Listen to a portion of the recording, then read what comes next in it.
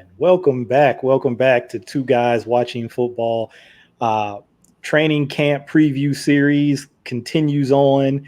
Nothing's going to stop this train. I'm joined by Dev Panchwagh. Did I pronounce that correctly, Dev? You got it. All right. I wanted to get that out there for the people. I know you're cool just going by Dev, but I just, hey, it's just like we were talking before I click record, just like Adafe Owe. Let's get our names out there. Let's get the correct pronunciations out there. People can do it. It's not that hard.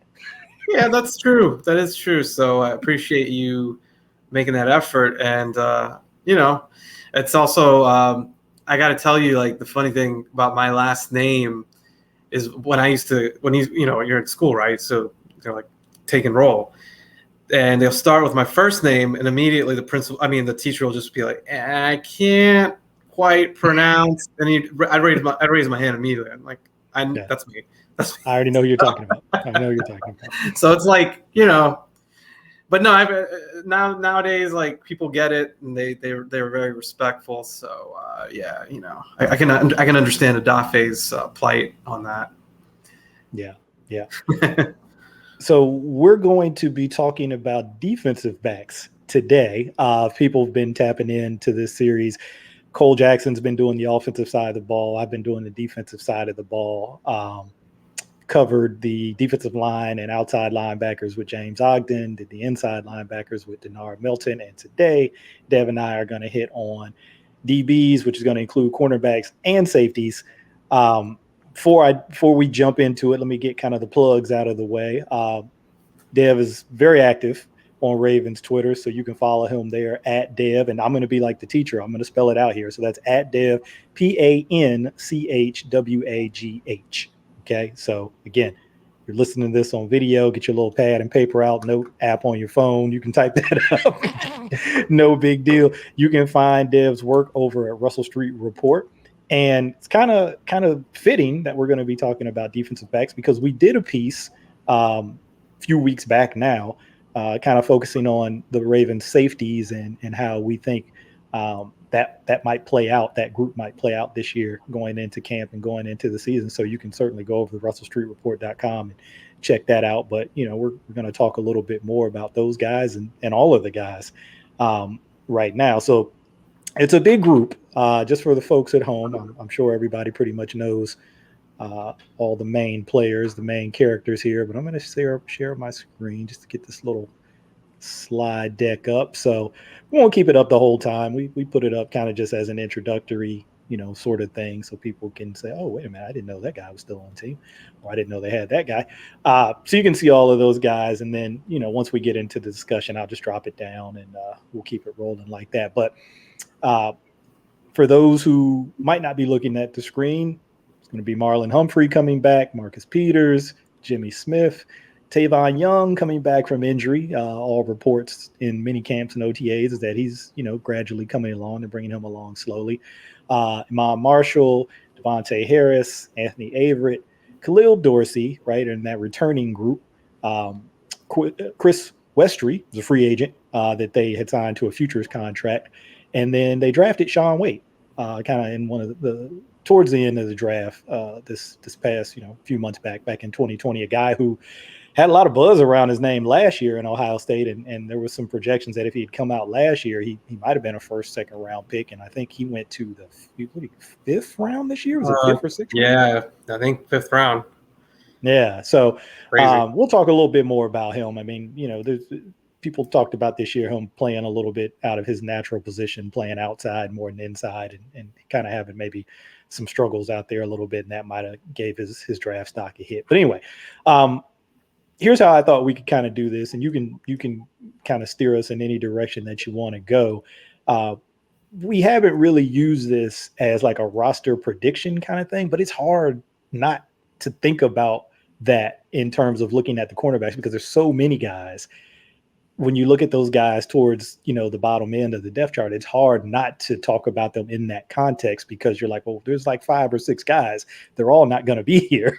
And so we kind of have to dip our toe in that prediction water a little bit. But before we do that, let me get your thoughts on the returning guys, right? The starters, the names we all know, and just sort of your expectations for them going into training camp and the preseason, and how you see their roles as they've been. Do you think anything might change, or you continue to see more of the same for those guys? No, I think this is there going to be some good changes. I think we talk about obviously the top two guys, Peters and Humphrey, but what's interesting to me, and I know you and I have talked about this offline, is we can see Marlon's role changing for the good with Tavon Young coming back. So there's a net effect there.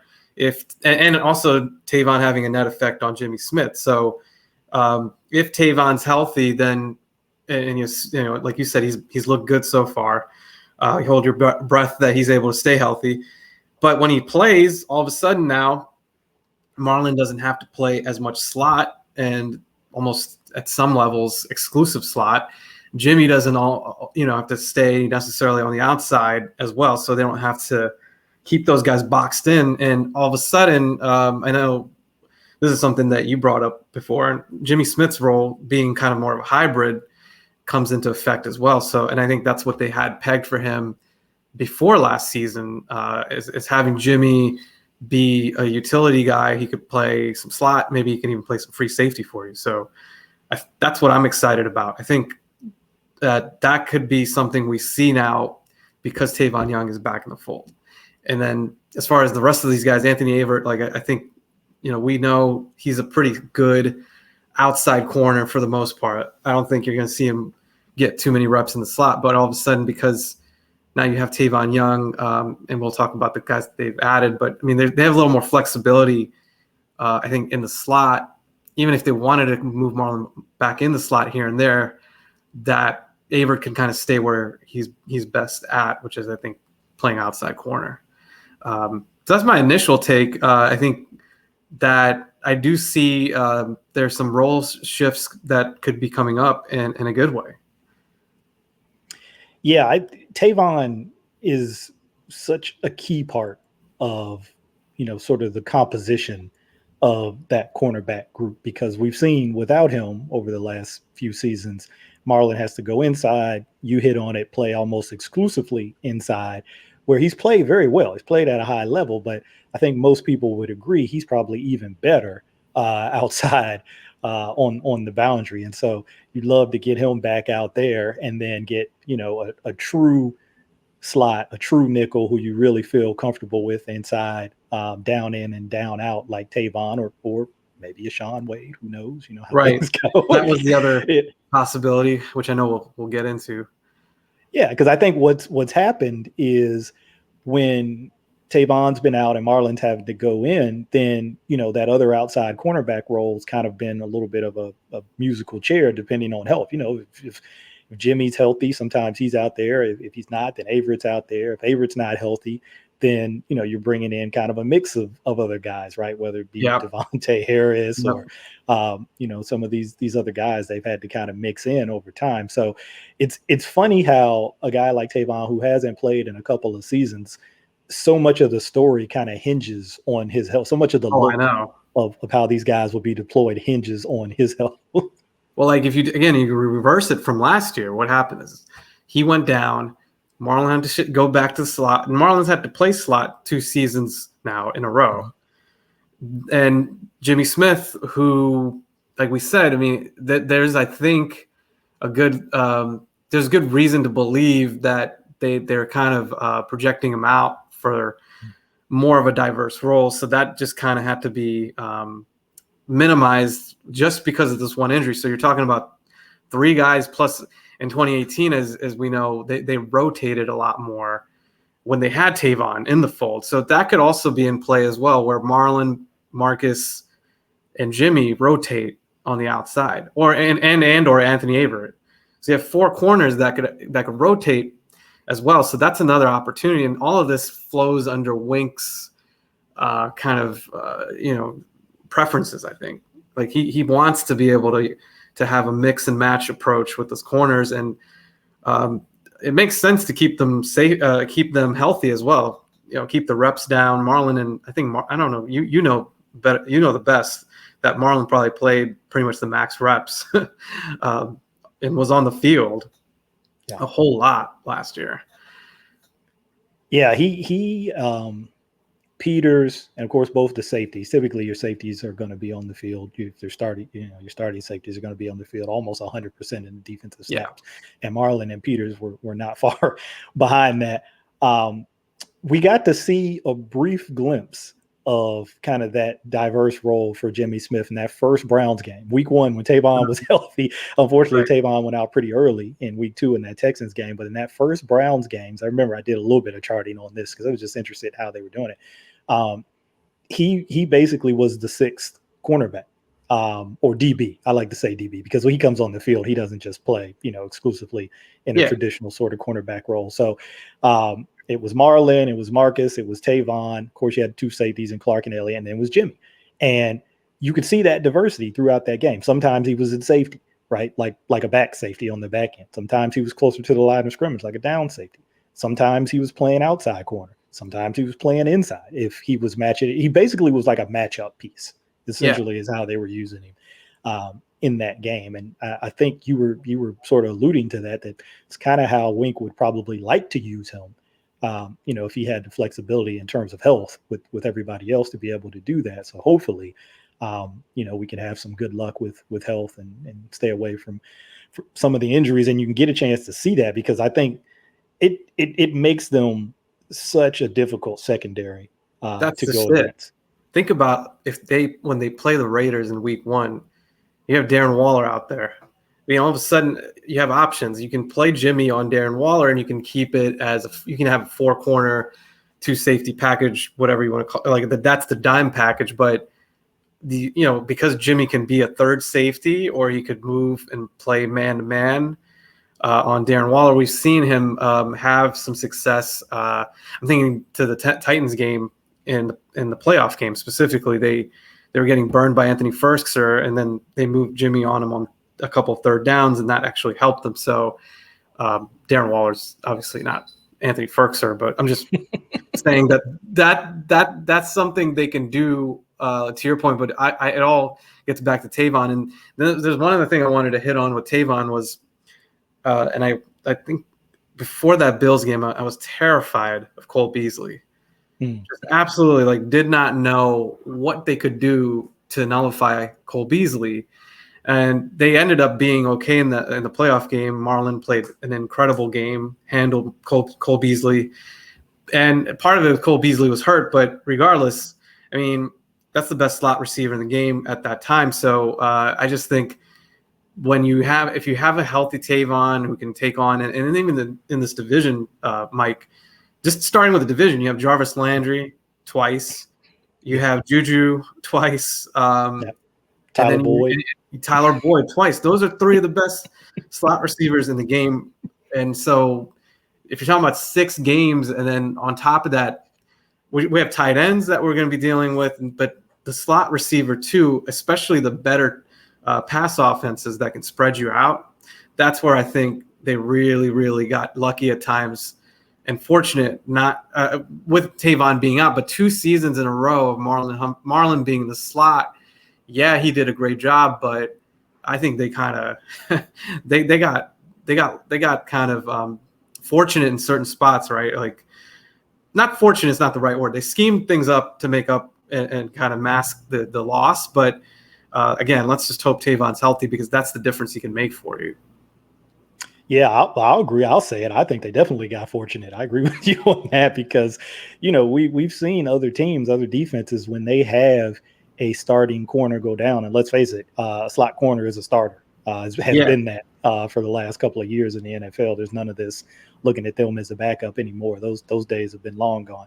So we've seen other defensive secondaries lose that guy, and then as you have to shuffle that deck, you're going to create a weakness somewhere. Maybe you've got another guy who's competent in the slot and he can come in and kind of hold his own, but now you've weakened yourself on the outside, right? One of the outside corner positions, because maybe that guy who comes in not as competent. So for them to have the depth that they have, to have a corner like Marlon who can go in and play at a high level in there, because it's a different world in there. I mean, I've said this for the last couple of years that I think it might be, one of the most difficult, if probably in my opinion, the most difficult corner position to play. Now, people will say, on the outside, you might be seeing more of kind of the top tier guys, but even over the last couple of years, a lot of those guys go into the slot. And so now not only are you facing some of the top tier wide receivers coming into the slot, but you are typically in more space. So guys have two-way goes, right? You don't have the sideline to help you. They can go in, they can go out. You're facing a variety of body types because it's not just wide receivers. Sometimes you're getting matched up with, tight ends or basically like big wide receivers in there, right? And you've got to be involved in the run game. Right. Once you're that close to the line of scrimmage, you've got to be a part of the run fits and understand how all of that works. And in our defense, in the Ravens defense, you're also going to be pretty involved in the pressure packages. So there's a lot on your plate when you have to go in there in the slot, particularly on this team, really on any team, but particularly in this defense with all of the pressures that they have.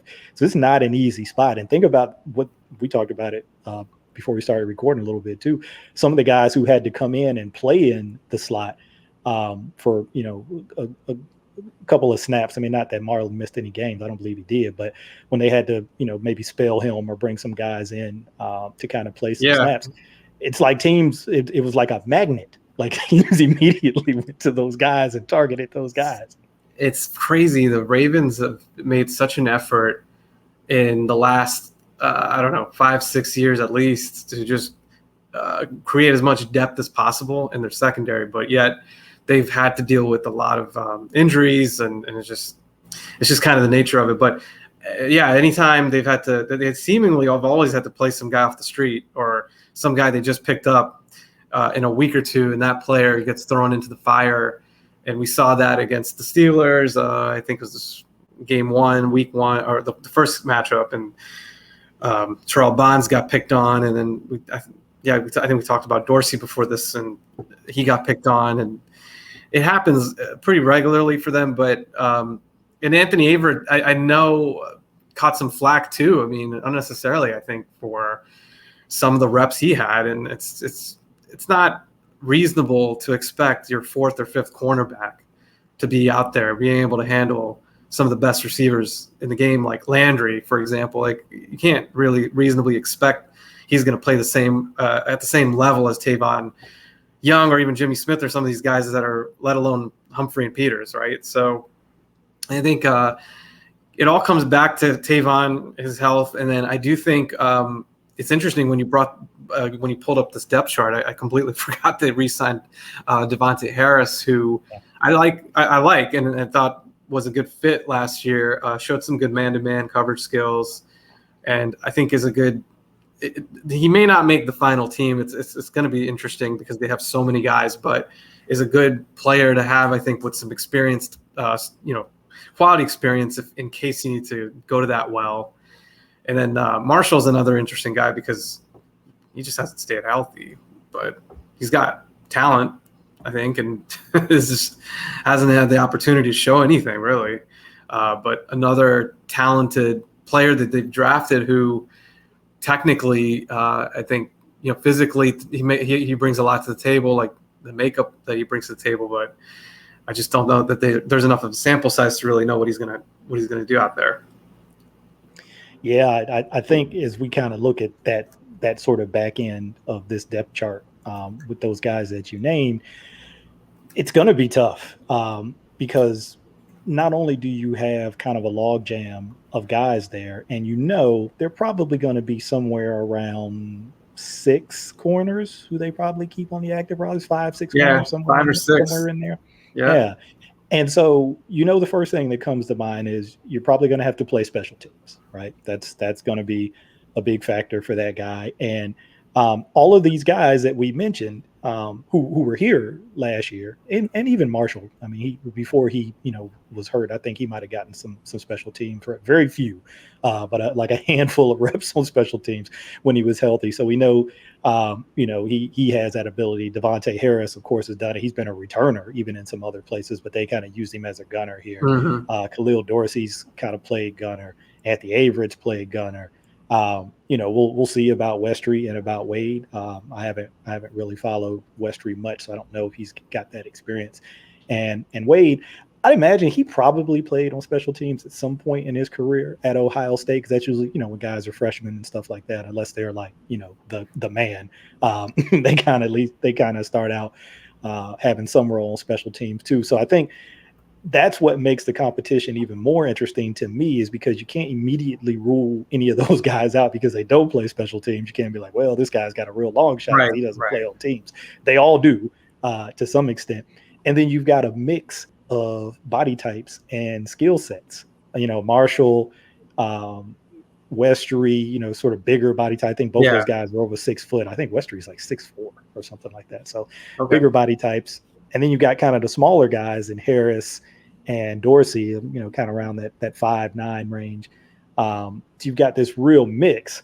And so I don't know. It'd be hard for me to handicap it. And like I said, we're not really doing that at this point anyway with these previews. But it's just going to be a real dogfight for the last couple of spots. I guess you'd probably like Sean Wade's chances, considering he's a draft pick this year. But you don't know. You mentioned something a funny reminder earlier about training camp, how things change real fast in training camp. Well, yeah, I mean that would be Earl Thomas being released last year, right? So we come in and we say, all these guys are in certain boxes, and something happens off the field or something happens in the form of an injury, and it totally changes the scope.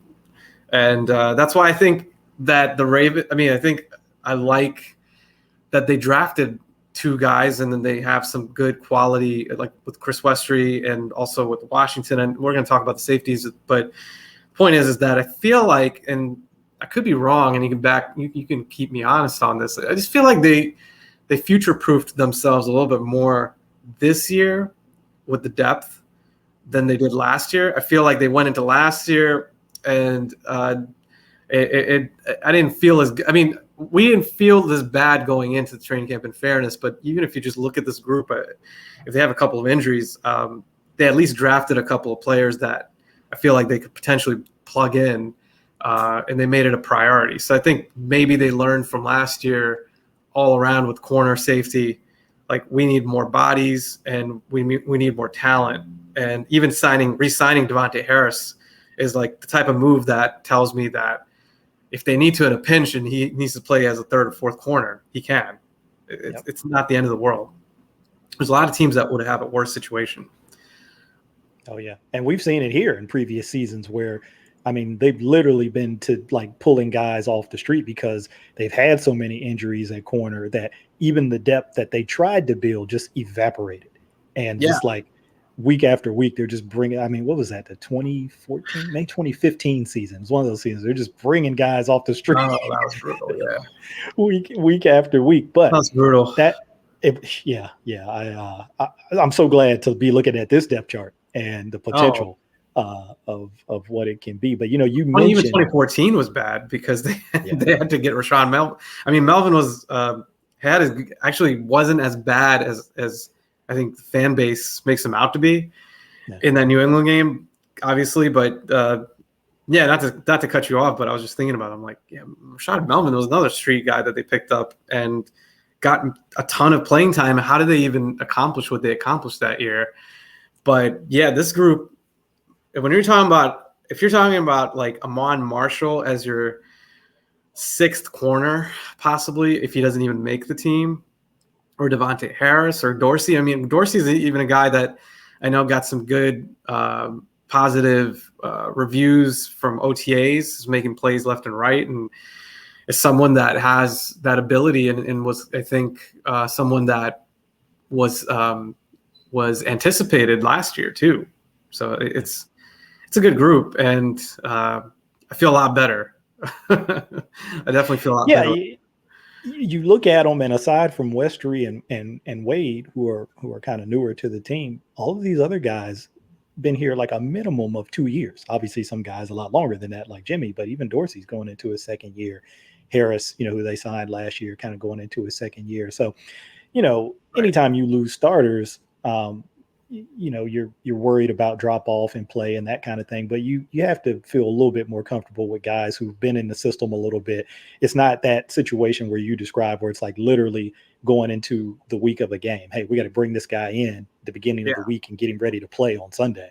Right. But which they do. I mean, you made that point. It's an amazing point. It's got to be a credit to their scouting staff in terms of knowing the kind of guys who could fit, and then to their coaching staff to be able to get those guys in and on such short notice, get them in the game. Like they're playing in the games. They literally came in on like a Tuesday and they're playing in the games.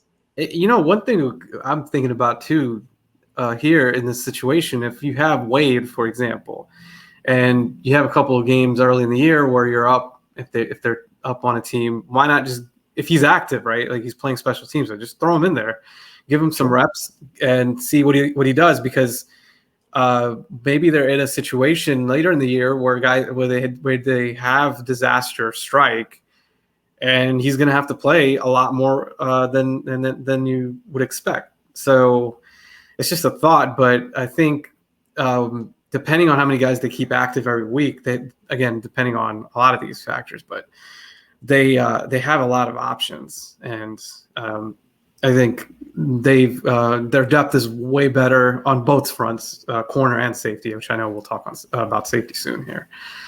Yeah, we'll get ready to transition to them next, but I'll just say that's a good thought, because we've seen it. Not to compare these guys because Marlon was a first round pick, but isn't that kind of how they gradually brought Marlon along? Yeah, they did. I'm thinking about Judon calling him Marvin. They brought Marlon along his first year where they kind of spelled Jimmy at times and let him come in, and it was a gradual kind of thing. They didn't just throw him in there, which is really kind of counter to what you see for a lot of first round picks, especially I think he was like pick 16 or something like that. These guys just get thrown into the fire. They kind of brought him along gradually. So, maybe to your point, maybe they can find some reps for a guy like Wade or some younger guys to get in there and get their feet a little bit more wet, so that when those times inevitably come where they're needed, it's an absolute need, they'll have a little bit more experience under their belt. Definitely. I think it's something I could foresee. I will give the coaching staff a lot of credit here that they I trust their judgment on that, and also just understanding how to utilize these guys in the best way possible so that they do get their feet wet. I mean, that's a great point. Getting back to Marlon, you forget about the fact that he just didn't play immediately, and then all of a sudden at the end of that year, he's playing AJ Brown and stoning him in that final game when they needed him to. So it pays off. But I could easily see, and one of the things I'll be looking at for Tavon Young, how many reps does he get, or how many snaps does he get?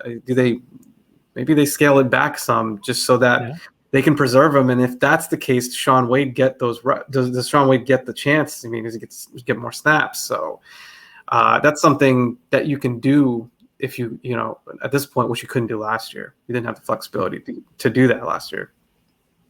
Absolutely. Hopefully he shows out in that way where he kind of even forces their hand, where they're like, hey, we got to get this guy on the field. He's that impressive in practice and stuff that we got to get this guy on the field. So hopefully any of these guys. I'm a big Shaun Wade guy. Oh, sorry. Yeah. But I'm that excited.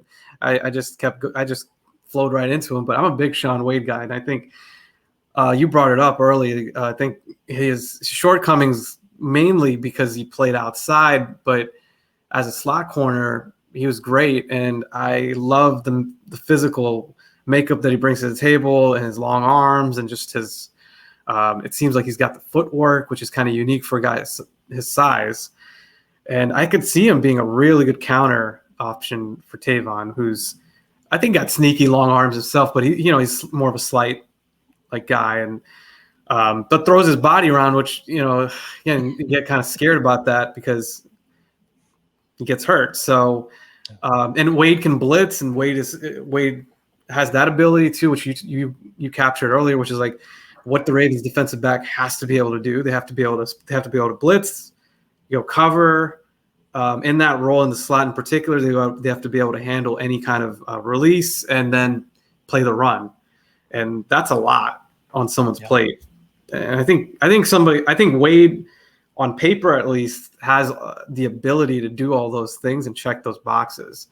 And to get him in the 5th round was a total heist. But we still know that rookies are rookies, and you can't totally bank on him coming in day one and playing well. But it's all kind of there at least. So there's my Sean Wade plug, though. And I'm right there with you. I'm a big Sean Wade fan. And I'm going to go ahead and flip this thing over to safeties now.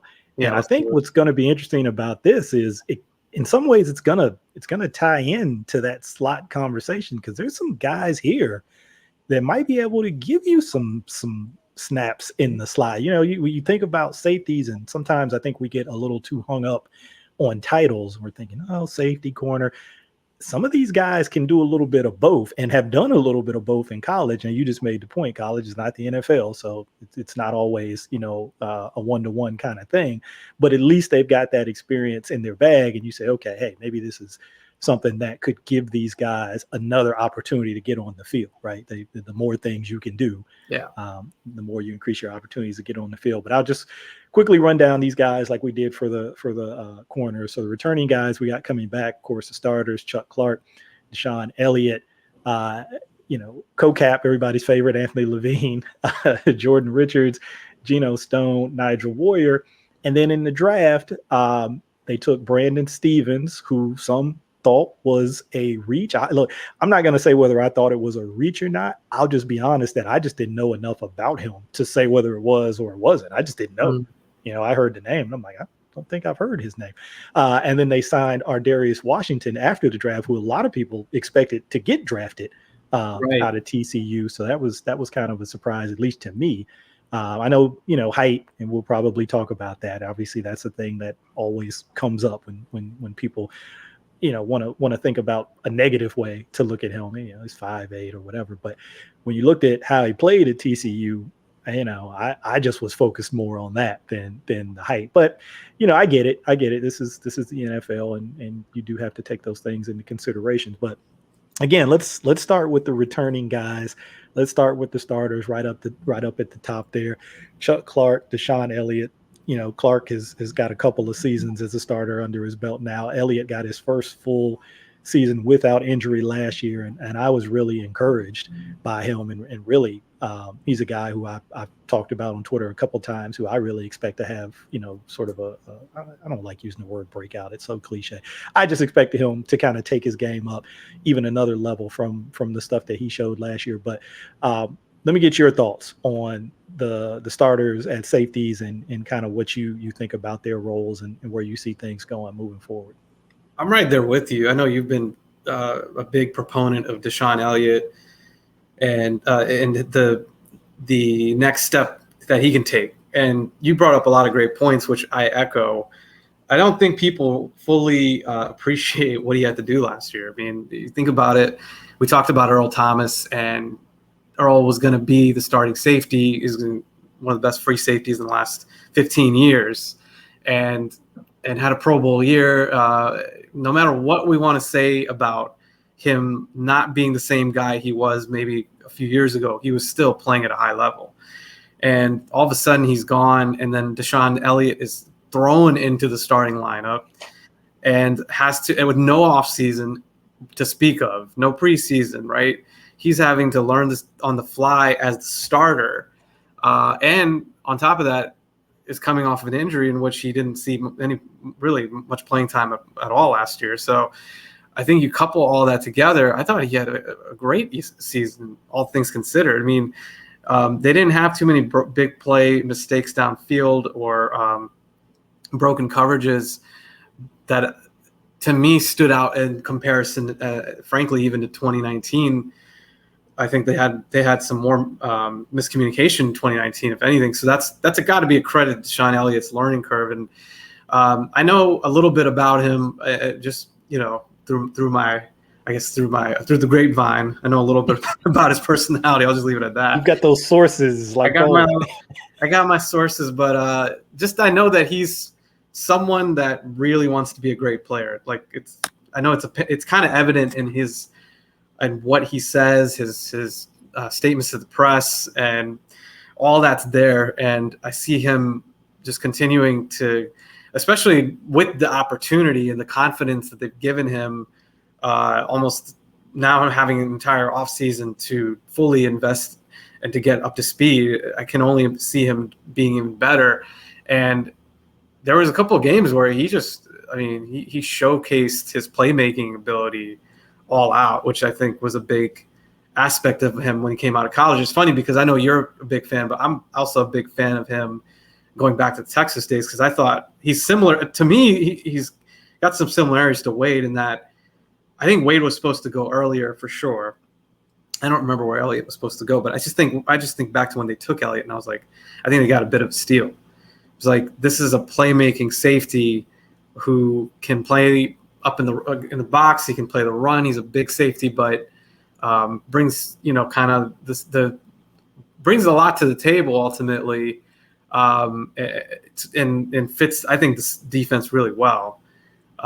That's one thing I see with Elliott getting better, and then Clark, and it could be even to the point where with some of these guys that they've added, maybe you give Chuck Clark more opportunities to play in the box, and that's kind of where he really thrives. Yeah, no, I have to temper my excitement for DeShon Elliott, because we gotta play the games. We gotta play the games and see how it goes. But in kind of doing some prep work for that DB article that we collaborated on, you and myself and James Ogden over at Russell Street Report, I went back and I watched a lot of those snaps. And I tried to watch all of the safety snaps, and there were a number of plays where DeShon Elliott was just this close to an actual turnover, right? Whether it was a forced fumble and he couldn't quite get the recovery, whether it was an interception opportunity, kind of ball hit him in the hands, he just wasn't able to, kind of make the catch, secure the catch. He had a number of those plays, and I'm like, man, if he had converted on those, we'd already be talking about him in a different light going into this year. But I think that those plays are going to come, because to the point that you made when you were talking about him, he's a playmaker. And so I know people hear that and they're like, what does that mean? People just throw that around. And one of something I heard a coach say about it that always sticks in my mind, he says, look, you can't teach playmaking, right? I can help do things to get guys in positions to make plays, but I can't make the plays for them. Right. So you can do things with scheme, you can do things with technique and X's and O's to kind of put guys in positions, but then they've just got to have that innate thing in them to trust themselves and have enough belief in their ability to go and make that play, not just see it and be a position to do it, but to actually do it. And I think he has that in him. So I don't have any doubt that some of those opportunities are going to get converted into actual turnovers. Yeah, no, I'm with you. And I think his football IQ, and he's a student of the game. But yeah, he's kind of in his DNA, he's a playmaker, and that's what he brought to the table from Texas. And he just has had some bad luck with his injuries, but we saw him, he was fine last year. So, and I think what's interesting, getting back to our DB article, we kind of teed this up, is that, and we teed this up in the last segment about the corners, but now if you can get, whether it's Jimmy Smith, whether it's Geno Stone, or whether it's Stevens, or even, if Ardarius Washington makes the team, like all these guys in some capacity, they've played some deep coverage safety, or they've played some split safety. They've played some over, so they've played some more traditional free safety in some respects. And I think that could help them in terms of deploying DeShon Elliott more, or even Chuck Clark more, in positions where they can just kind of go after the football, or they can be turned loose on a blitz or whatever, right? So I think we've seen, like in that Eagles game, I think it was last year, where they had all their DBs got a sack, right?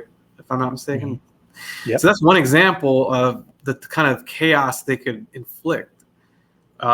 With Elliott, who's, I think, kind of the top of the chain with those skills, whether it's like just going up in the run game, playing a screen, like we saw with him do that in open field. So or just coming on a blitz or playing at the line of scrimmage. But yeah, and I think that's the other thing I'm looking out for is, can these other players, Stevens doesn't have a lot of experience, but we'll find out. But like, can they steal some of those snaps on the deep coverage responsibilities, and what's that going to add to the playmaking ability of Clark and Elliott?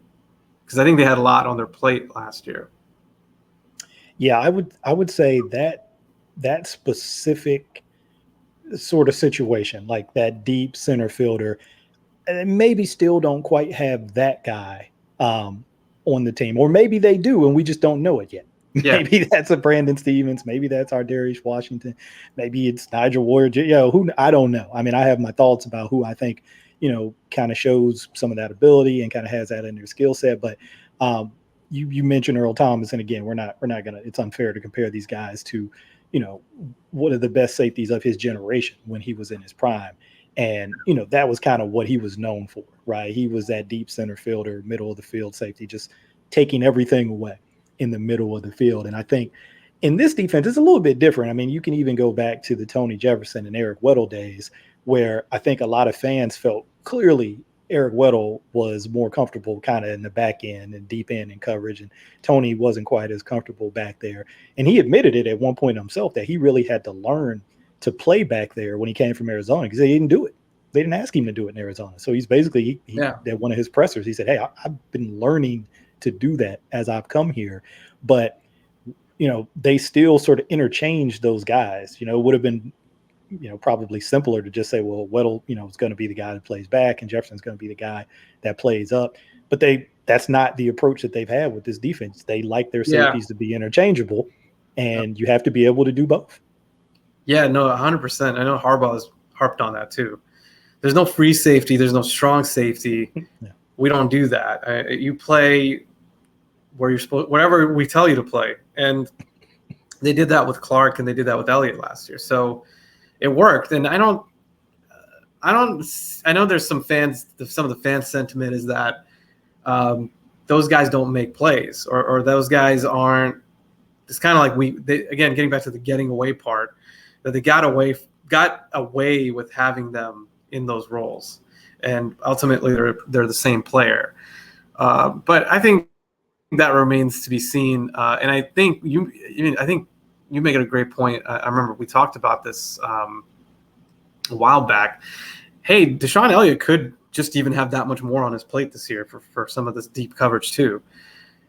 It's quite possible. And so because again, how much of the playbook had to be stripped down, or at least modified, for him to be able to succeed, and not for them to go from Earl Thomas to him and then just not give up plays downfield. That's a pretty tough ask of Wink, I feel like, especially the first few games of the season where they started out pretty well, but like that schedule on paper was a lot harder. I think that looked a lot harder than it ended up being, because Houston was, I think, in the first 4 or 5 games, and they're a playoff team last year that fell apart. But the point is that I mean, even that could happen where Elliott picks it up and he takes off and is able to give you more on deep patrols responsibilities. But they don't have. I mean, that's why Trevor Moore was an interesting guy in the draft, and so they didn't. They had a chance. They could have drafted him. They didn't do that, and so what does that mean? I mean, I feel like that means that they're comfortable. One guy that I was going to ask you about actually is Nigel Warrior. I know he's come up. Yeah. What are your thoughts on him if he makes the team? Is he an option to kind of sneak in there? I was a fan while he was at Tennessee. Big fan. A lot of people may know he's kind of got that pedigree. I believe his father is Dale Carter. Is he really? Oh, I didn't know that. Yeah. So Dale Carter was a great player. He's got that football pedigree, even though his dad was on the other side of the ball. But no, I was a fan at Tennessee. I think he was a guy who not like huge in terms of his body type, but was physical, played with a physical mentality, not afraid to mix it up. I thought he was solid in coverage. If there was an area where you'd say, hey, maybe that's where teams might look to try to attack him a little bit, it might have been in that. But he got asked to do a lot of different things at Tennessee, which is why I thought he kind of was a natural, fit potentially, as he continues to learn the defense and learn the NFL with the Ravens, because he had to play back, he had to play down, he had to play zone, he had to play man. They asked him to play, a variety of different things. So I said, look, some people will say, well, sometimes that makes you, jack of all trades, master of none. And, they say, well, you're not really good at anything. You're just okay at a bunch of little things. But I don't think that was necessarily true about him. I think that versatility is going to serve him well. And the fact that they kept him around all last season, there probably could have been opportunities when they had to make roster moves and they had to waive people, for them to do that and not bring him back. They might have even have done it at some point where they waived him and they brought him back, even once he was on the practice squad after the season started. But the fact that they wanted to do that, and you could say a similar thing with Geno Stone, because he was completely released at one point, and then they brought him back. Totally. So I think there's something in those guys who there's something they see in those guys, and they want to continue to give them an opportunity. I agree, definitely. And besides the fact that they also could, by this point, they may still do this. I mean, they could have signed Malik Hooker, sure, as one example. I mean, there's guys out there. I think the same guys that have been out there are still out there. So they may still add a free safety or a true free safety at some point. But the fact that they gravitated to Warrior, and like you brought up Stone, who I thought was interesting too, because they added him at a point in the off season in which kind of piqued my interest, because it tells me that they have confidence in him. He's not the best athlete, and we know that, but we wrote in our piece, I mean, he's also someone that has a high football IQ, and that's what he's been most, I would say, like lauded for, is his instincts, his IQ. He knows where he's supposed to go. Sounds a lot like Chuck Clark to me. Like some of the makeup of it is Chuck Clark, and there's nothing to say like he can't also pick up the defense, and I think they projected it out last year where he was probably a better fit, closer to the line of scrimmage. But again, it's an interesting situation, because we just don't know like how they perceive it more from a role standpoint versus like a physical standpoint, if that makes sense. It's like, do you think he's cerebral enough where he might have a hard time with the lateral speed that he needs to cover ground, or is he the type of guy that can overcome that because he's just so good at understanding his spot and his role, like where he's supposed to be on the field, understanding what he sees on the field and reacting. So that's something that I think free safeties can definitely, like, there's been safeties in the history of this game that they may not have physically had that talent, but they overcame that, because of their instincts. That 100%. Sorry, I didn't mean to cut you off. But that 100% makes sense. No. It's something they talk about when I was in the scouting academy. They call it play speed, right? So it's a combination of your physical speed, right, the physical ability, and your mental processing, right? Yeah. So to your point, the fact that you process things so quickly mentally, it actually allows you to play faster. It actually allows you to move faster, because you're able to get the spots and you're able to see things on the field, really more quickly than your actual physical ability would, if it was just that alone, would allow you to do. So, and you hear coaches talk about that with players all the time, about wanting them to play fast and how so much of that is mental, right? And sometimes you can look at two players, maybe even in the same position, and one guy is physically faster, maybe he runs a faster time, or just on the field you can see he's faster, but he plays slower than the other guy who maybe isn't, who doesn't run, physically is faster, but the other guy is more cerebral. He understands the playbook, he understands the game, And so he's able to actually play faster. So now that makes total sense to me. And I see it a lot. I look at guys and I'm like, look, there's no way that this guy should be able to make some of these plays that he's making. Just, you think about, you see him out in space sometimes. You're like, this I don't know how this guy's making these plays. But then, it's just that mental part of the game. And the game is really kind of slowed down for them so that, they're seeing these things and they're reading their keys and they're trusting what they see. Something I didn't mention when we were talking about cornerbacks, but that's kind of always been my thing for Anthony Avery. He's got the physical ability, but I just need him to cut it loose, right? Trust what you see and just go, because you can see plays where he'll take that step to break on a pass, but then he'll hesitate. It's like he second guesses himself. He takes that jab step and then he's like, I'm not going to go. What if it's not that? And then it's like, look, just trust it, man. Trust yourself and just go, because you can make plays. You've got the ability, you've got the speed, but you got to trust it. And so much of that, you hear players say it all the time. So much of the game is confidence. Believe in yourself that you can make those plays. And then once you start to make them, then your game can go to another level. That always reminds me of Torrey Smith. Remember his rookie year, he was kind of struggling with drops in training camp and preseason, the first couple of games. And then he had that Rams game where he had like a 3-touchdown game.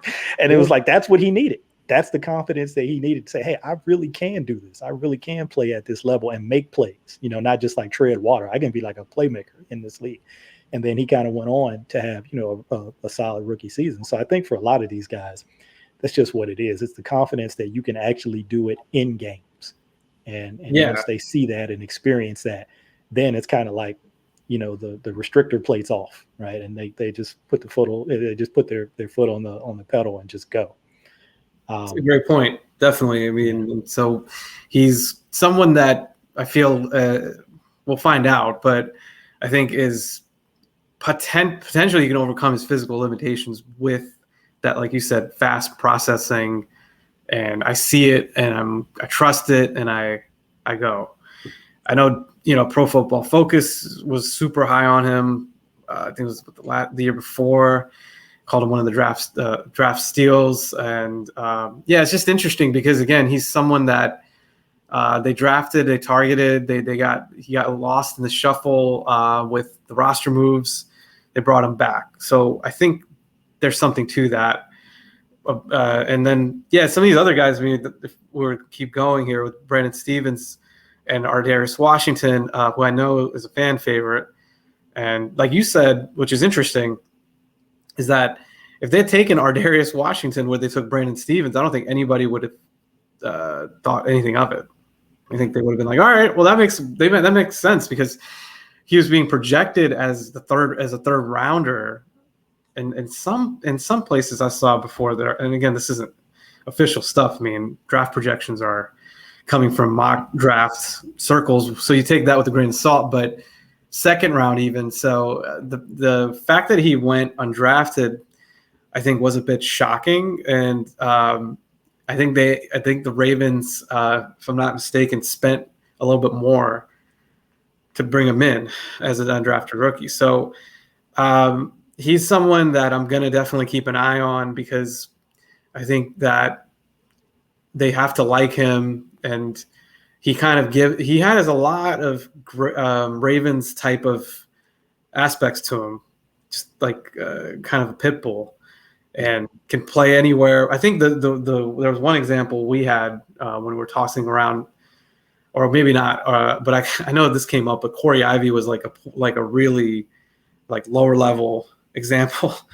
5'8", 5'9", same kind of like physical limitations, but ended up being a very valuable slot corner in Rex Ryan's defense, especially in 2006 was when they had the amazing number one ranked defense that year. So that's on the lower end, but I think on the higher end, you're talking about, it could be even better than that. It could be like a Bob Sanders or something like that. But like, again, this is another one where, we can't get too excited, but he's got some really exciting physical attributes, physical ability, can play slot and can play all over the field, can be kind of a wild card, move around guy. So I think, and then Brandon Stevens, I know that's your guy. So I think long and what is it, 20 pass breakups? So that's crazy. If you can, it was interesting because I did have the chance to attend Joe Ortiz's draft breakdown, and his statement was, if we can get him to convert, we'll work on him to convert those breakups, is what he said. That's their goal. Like, they know that that's something that, it gets back to what you and I have talked about so many times. Like, there's something that they like from a scouting standpoint. Then they go, okay, coaches, like, we know you guys have the ability to take it further. Same thing with Dalen Hayes, right? Like, okay, Dalen Hayes isn't finishing these plays off. Like, he's pretty much close to getting like 10 sacks. Yeah. We know we can get him to finish the sacks off. So it's kind of like that with Brandon Stevens. I feel like they think that he could turn into a playmaker, and they just have to work on that part. Yeah, I agree. He was around the ball a lot in his 2 years playing DB at SMU. Converted run. He was a running back. People probably know that about him. He went into college at UCLA as a running back, and then transferred to SMU and walked on. Did not have a scholarship going into SMU. Walked on. That's crazy. To compete at having a chance to play DB and making the team, and he did. And again, another versatile guy. His first year there, I got a chance to find a couple of his games on tape, a couple of games from his junior year and then his senior year, and he played a little bit more safety when he first got there his junior year, and then he played almost exclusively corner in his senior year, outside corner. So, and when I watched him, the first thing that kind of struck out to me was he did not look like a running back converted to play, playing corner. He looked like a cornerback, looked like a DB. I mean, the way he moved, it was very fluid. It's very comfortable. Obviously, there's going to be some real technical stuff, that, like you said, the coaches are going to work with him on in terms of footwork and where he has his eyes and stuff like that. But just natural movement ability, he looked very comfortable and like a very easy mover. And then those 20 or so pass breakups, like you said, he's just constantly around the ball. And if you can just convert, even, I don't know, a third or fourth of those, and or more, hopefully even more, into actual catches and interceptions, now you've got a special playmaker on your hand. And I think that versatility component is something him and our Darius Washington kind of share. You talked about sort of I kind of took a long look at him because I was on the Tavon Young bandwagon, so I got a chance to look at Washington a lot too. And he really played a lot more of sort of the traditional safety roles there than Morgan. Morgan was almost like a slot corner when he was there. They played him a lot like a slot corner. And, it would be our Darius Washington who was kind of playing more on the back end in those situations. Obviously, he came down in the slot too and played in the slot and covered man. Really sticky in man coverage. I mean, when people did make catches on him or make plays on him, it was really more because of the size thing, right? It might have been a guy who had 3-4 inches on him. And it's just hard, as tight as you might be able to cover some guy. If he's got 3, 4, 5 inches on you, there's some plays you're just not going to be able to disrupt. That's just the way that it is. But just in terms of being in position to make plays on the ball, I mean, he was there in pretty much the games that I watched, and I didn't have any concerns about his ability to play in man coverage. So I'm excited about both of those guys. And the opportunities that they're going to have to find roles and to make plays. I mean, I think Brandon Stevens, you heard, I know people probably have seen it by now, but Cole had Jeff Schrebeck from The Athletic on just doing like an overall preview of the roster going on in training camp. And when he talked about Stevens, he said he's going to play. He's going to play this year. He said, there's no doubt in my mind that he's going to play. It's just a matter of where and in what roles. Yeah, it gets back to we teed this up. There could be some slot opportunities for these guys as well, and they could naturally fit the free safety / third safety, free safety, patrol safety, whatever you want to call it. But these guys could all be factored in there, I think, because they have the experience, and that could be the ultimate way in which they go about this. And I like Stevens' physical makeup a lot. I think it's pretty exciting. But yeah, Washington, I agree with you. I mean, you can protect him a little bit more now from size standpoint, maybe put him in places or positions where he doesn't get exploited or you like at least try to minimize that and keep him in that keep him in positions where he's not is exploited as frequently for his lack of size. I know that we touched on the top guys. I guess I'll circle back to our special team stalwarts here, Jordan Phillips and Anthony Levine and CoCap. I think just a guy that they continue to keep. You know, he's a glue guy for them. And last year, I think, unfortunately, got hurt, if I'm not mistaken. So that kind of took some luster away from a role on defense, an actual sub package role.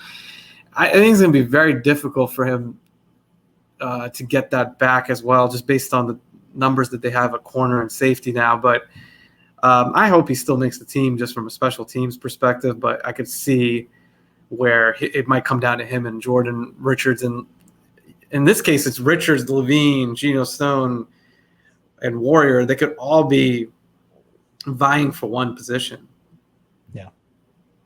Yeah, I think it's going to be hard to take his job just because of his role on special teams. I mean, he's that CoCap's not just a nickname; he's the special teams captain, one of the special teams captains, and so this guy is an absolute rock in that phase of the game. And look, everything comes to an end eventually. So you're never going to say never, but those young guys, they're going to have to come in and take it. He's not giving anything that's for sure. to anybody. If they want it, they're going to have to come take it. Now he's been great with those guys. You get to hear some of those mic'd up videos that the NFL puts out, and you can hear him talking to guys on the sideline and kind of coaching guys like Geno Stone up and some of the other young guys on special teams. So, I mean, I think he's just like you said, he's one of those glue guys where it's what he gives you on the field, but it's also what he gives you off the field and in the locker room and in the practice field and the meeting room. I mean, all of this intangible stuff that definitely has a value. But like everything in the NFL, at least, the business side of it, there are trade-offs, right, that you have to make with that kind of value. How much are you willing? How much are you willing to pay and invest in that? Versus, how long have they said it around here? Forever, right? The 80-20 rule. Can you get 80% of the production at 20% of the cost? So, that's been one of their mantras for a long time around here. So, I love him as a player. I think him and Jordan, obviously, people who might follow me Twitter know I'm pretty much a special teams nerd. So, guys like him and Jordan Richards, I love those guys just because of their role on special teams. And people say, well, it's not that important. So many kickoffs are touchbacks, and punters are so good at directional punting. But look, we know that is a way to change a game, right? Because of field position. I mean, look, we talked about Devontae Harris. Think about that Pittsburgh game, right? The second Pittsburgh game, where he comes down on a punt return as a gunner and knocks the ball out of, I can't remember who was returning the punt for the Steelers, but knocks the ball away, and Anthony Levine scoops it up and recovers it. And they're down there inside of the Steelers, 25. So they obviously, unfortunately, didn't go on to win that game, even though I think they had a shot to, even though they had the skeleton crew out there for the Ravens. But it just shows you how quickly special teams can change a game. So I know people kind of like to downplay a little bit, but that's my little, soapbox speech for why special teams matter. I'm with you. And every year we hear it. Oh, they kept this guy because of special teams. It's a waste. But proof's in the pudding. They've always, I think traditionally they've ranked, I mean, the closest thing is Rick Gosselin, I think, used to have that ranking, right? I don't think he still does it, but they would always be a top 5 special teams group. And guess what the other team was that was along there with them? It was New England, I think. Traditionally, the two of the best for 10, 15 something years. And it's not by a coincidence that they're in the playoffs every year, right? So, I mean, you can say that it doesn't matter until it matters, and you can win. I mean, they've won a Super Bowl because of special teams, literally. They've won 2 Super Bowls, you could argue, primarily because of special teams. If any, actually, they did because of Jacoby and Tucker and the Wolfpack. The second Super Bowl. And the first one, they had a return back block kick for a touchdown in the Tennessee game. So when you think about the influence of special teams, there's no doubt, especially in Baltimore, that it's heavy. And yeah, it's going to be a tough decision. But I think the good thing here, which I think somebody between these 3 or 4 guys, somebody's going to emerge and be a really good contributor, and not just fall on Levine, but yeah, Levine, being the rock of that unit, it'll be tough to like you said, he's not going to go down without a fight. So we'll find out. Yeah, we absolutely will. Hey, I think we see a common theme with the DBs, whether it's the cornerbacks or the safeties. Depth and talented depth at that is a good problem to have. So Yeah, it's going to be exciting as training camp starts in a couple of weeks here, and then we'll actually have some preseason games this year to watch and see some of these guys get on the field and run around in the preseason games. But Dev, I just want to thank you for being on and sharing some of your time. I want to be respectful of your time and get you out of here around the time I said I would. So any final thoughts before we land this plane and get out of here? I appreciate it as always. I love chopping it up with you, and we could do this for hours and hours. But especially and just on one group too, but let alone cornerback and safety. But I just think it's a good. It's probably one of the best units in the league.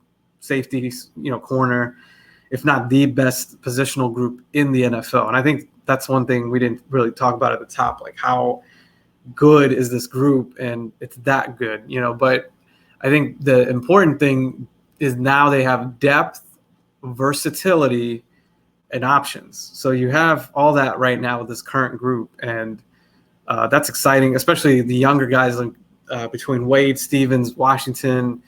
They're getting Tavon back from an injury. That's a lot of talent infusion, and Amon Marshall. So you could look at it almost like they've got 5 players there that they're additions to this group, and it could really make a huge difference. Obviously, attrition-wise, things are going to affect how many of these guys actually stick, but they're in a better place than they were last year, and they had a really good secondary last year.